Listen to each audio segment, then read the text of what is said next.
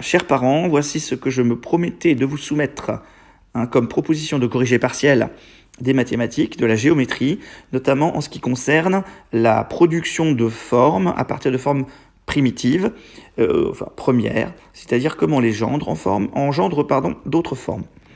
Donc, l'enfant a pu voir ça au moment même de la construction récréative par rapport à son modèle lorsqu'il plaçait ses éléments capla, stylo, ce que vous voulez, pour reproduire. Il a pu s'apercevoir que certaines formes pouvaient se décomposer ou s'obtenir aussi par soustraction d'éléments lorsqu'il essayait de les construire. Alors prenons par exemple l'exemple du triangle qui peut engendrer bien sûr le trapèze. Alors bien sûr il faut que je convoque certains outils. J'aurai besoin déjà d'une flèche bien rouge. Nous verrons ça tout à l'heure. Elle va être en attente, voilà. J'aurai aussi besoin tout de suite d'une forme de ce type-là, aussi blanche que possible, aussi immaculée que possible. Blanche comme ceci, ou même, voilà. Et opaque. Bon. Et toujours plus blanc encore, voilà.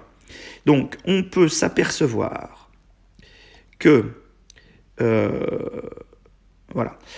pour obtenir un trapèze, il suffit de couper le nez, en quelque sorte, à un triangle.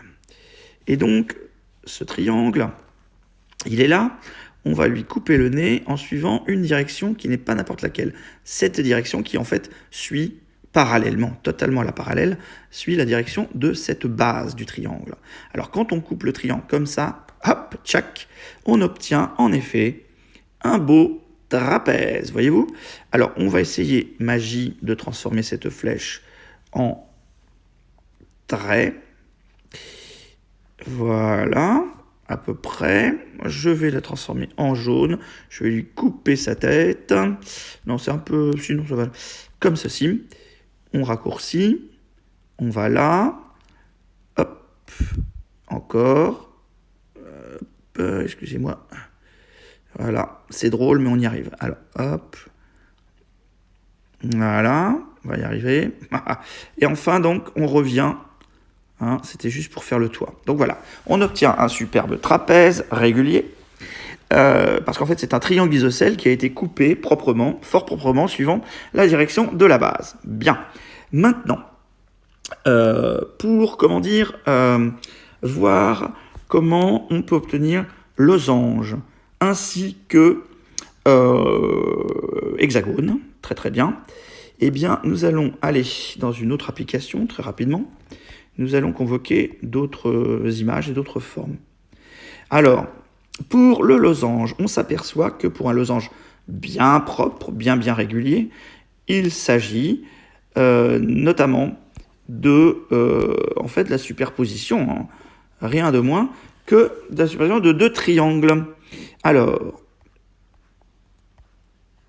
on va commencer par mettre ce triangle, mais alors, ces deux triangles, l'un, ils sont identiques, ils sont isocèles encore, identiques, et donc l'un pointe en haut et l'autre pointe en bas. Hop.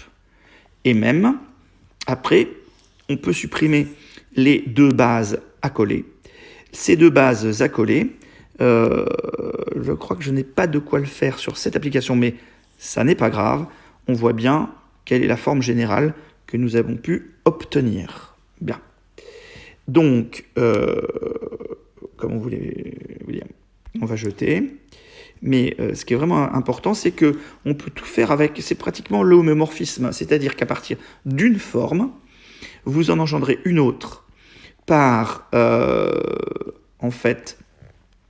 inversion par rapport à une symétrie axiale, horizontale. Voilà, on peut le tourner. Et donc là, voilà, il a la pointe en bas. C'est le même, mais il aura la pointe en bas, on l'aura dédoublé. Et ensuite, on collera le premier à ce second, tout le monde étant issu du même. Et à partir d'un seul triangle, on en obtient deux. Et donc ensuite, bien sûr, un losange, comme je vous l'ai montré à l'instant. Bien, à partir de là maintenant, nous revenons à notre application et nous allons montrer comment, de la même manière, absolument de la même manière, on peut obtenir un hexagone à partir de 2 trapèzes. Et ça tombe bien puisque le trapèze, on sait déjà comment l'obtenir. Toujours à partir du sacro-saint triangle. Alors, là, j'en ai 2, justement, des trapèzes. Je vais déjà leur mettre bien d'aplomb, ce pépère. Voilà, le gros pépère. Alors, hop, excusez-moi, c'est la fatigue. Et donc, le même, en fait, j'ai fait opérer une rotation, une symétrie, non pas centrale mais axiale, une symétrie horizontale. Et donc, à partir de là, on obtient le même inversé et il vient se coller au premier dont il est issu. Et donc, ça nous fait, grosso modo, il ne faut pas chercher non plus, mais ça nous fait un joli hexagone. C'est pareil, on peut supprimer les traits du milieu, les 2 bases accolées, quand on a des cas placés facilement les autres. Ici, j'aurais pu, avec la première application qui m'a servi tout à l'heure, j'aurais pu effacer, colorier, mettre du blanc. Là, on voit encore de nouveau l'idée générale. Bon, et maintenant, une chose dont on s'aperçoit, c'est que cette fameuse forme étrange qui fait masque de super-héros, masque de pyjamasque, que je pouvais vous montrer ici. Vous savez, ça a toujours beaucoup de succès. Eh bien, comment l'obtient-on ? C'est simple, on va déjà montrer ce qui pourrait manquer en ajoutant, une barre centrale.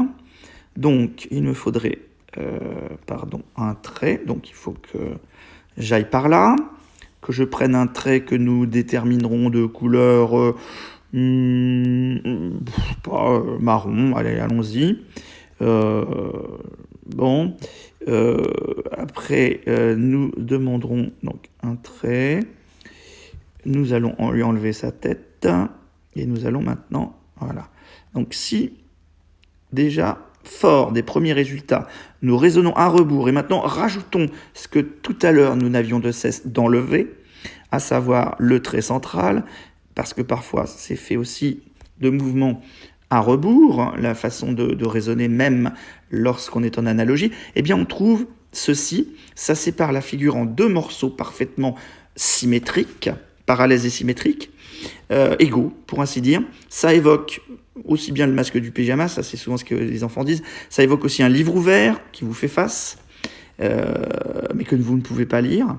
Quoique, soit il est debout devant vous et vous ne pouvez pas le lire, soit il est posé sur le dos, ouvert devant vous, et là vous pouvez le lire. Car en plus, le cerveau, pareidolie oblige, ou surtout interprétation intellectuelle et visuelle oblige, votre cerveau doit aussi choisir comment il choisit d'interpréter ce qu'il voit. C'est ça qui est fabuleux. Et on fait d'ailleurs beaucoup de choses à partir d'un simple exercice. Donc, voilà ce que vous voyez. Et vous voyez donc que ces 2 morceaux étant égaux, eh bien, l'un peut se produire grâce à l'autre avec simplement une inversion. Et donc, eh bien, on voit que ce sont 2 parallélogrammes qui sont accolés. Mais on va le faire véritablement. Ça sera peut-être plus parlant que pour les enfants que simplement de pérorer, comme ça dans le vide. Par exemple, nous allons prendre ce parallélogramme, nous allons ensuite l'inverser, et voilà, à partir de l'un, on a l'autre. Et une fois qu'on a produit l'un à partir de l'autre, on garde les 2, et donc, on va maintenant les accoler. Hop là,